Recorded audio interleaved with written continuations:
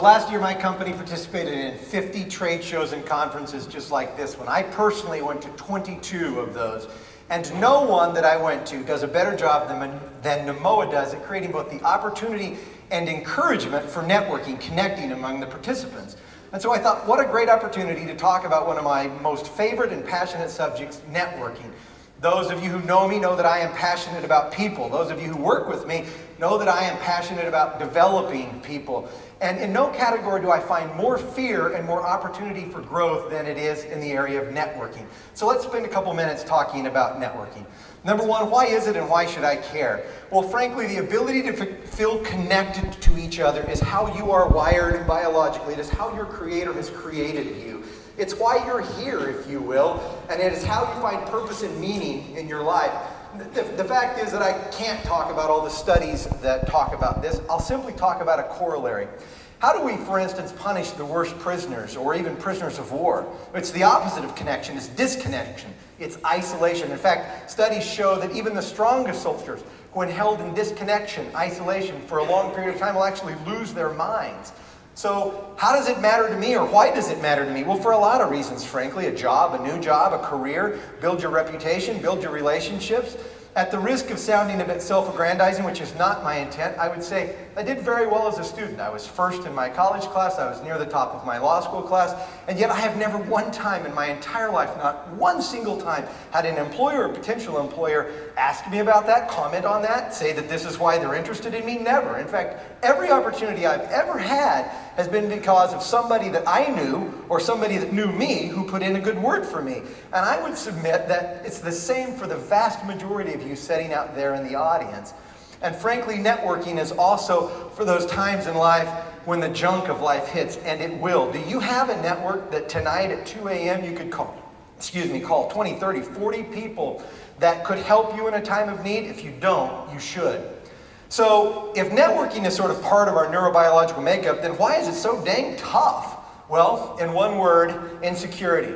It's the shame, the fear, and the doubt that causes it to be difficult. It's that tape that plays in the back of your mind again and again. The one that says, if they only knew about this, then they would know that I am not worthy. If they only knew about my bankruptcy, they would know I'm not worthy. If they knew that my husband ditched me and the kids and left. If they knew that my wife left me for another man.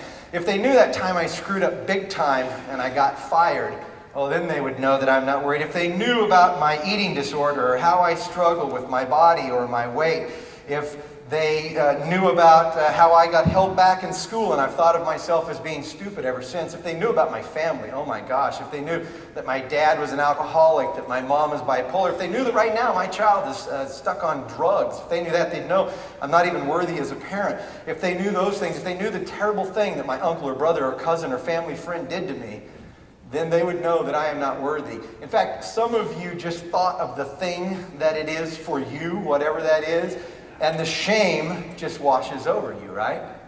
But I have a question for you. What defines you? Or better yet, who defines you? Who gets to name you? Who gets to say who you are? Are you chained to the past? Are you defined or identified by the mistakes you've made or the things that have been done to you? I for one, sure as heck hope not. I hope that whether through my fault or the fault of others, I am more than a collection of my past transgressions. So if insecurity is the problem, is the solution, the antidote, to just buck it up and be strong? No, actually, it's the polar opposite of that. It's vulnerability. Number one, courage, from the Latin word cor, meaning heart, as in coronary. The heart, if you will, to be imperfect. Number two, the ability to extend yourself and others some grace. For goodness sakes, let yourself off the mat. And while you're at it, let some of your offenders off the mat too. It's frankly not doing you any good. And number three, perhaps most importantly, it is the ability to be comfortable with being uncomfortable. I love how the actor Mel Gibson puts it. He talks about hugging the cactus.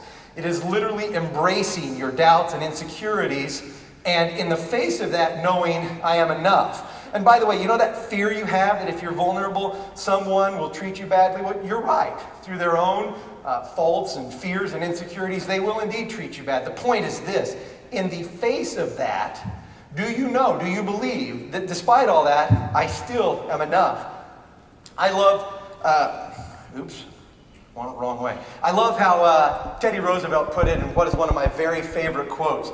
It is not the critic who counts, or the man who points out how the strong man stumbles, or where the doer of deeds could have done them better. No, the credit belongs to the man who is actually in the arena, whose face is marred by dust and sweat and blood, who strives valiantly, who errs, who comes short again and again, because there is no effort without error or shortcoming, but who does actually strive to do the deeds, who, in the end, at the best, knows the triumph of great achievement, and who, at the worst, if he fails, at least fails while daring greatly. Notice, by the way, that Teddy also did not say that this was going to be easy. You may very well fail, and frankly, even if you triumph, your face will be marred by dust and sweat and blood. But the point is this: that is a person who, at the end of the day, can say, I left it all out there, I put it all out there, I am indeed enough.